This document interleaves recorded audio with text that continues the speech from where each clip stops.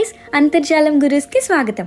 Ramappa temple. ఈ temple వరంగల్కి 65 kilometres దూరంలో మూలుగు జిల్లా పాలంపేట్ అనే గ్రామంలో ఉంది.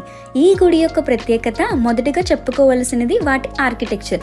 అది అద్భుతంగా ఉంటుంది. ఈ టెంపుల్ని కాకతీయ రాజులు నిర్మించారు.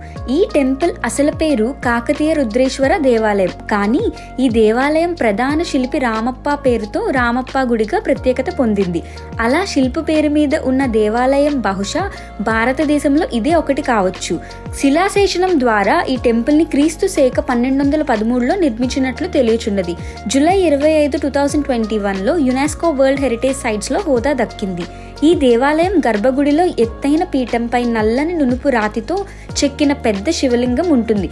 ఆ శివలింగం చుట్టూ ఉన్న తోరణంలో 12 జ్యోతిర్లింగాలు ఉంటాయి.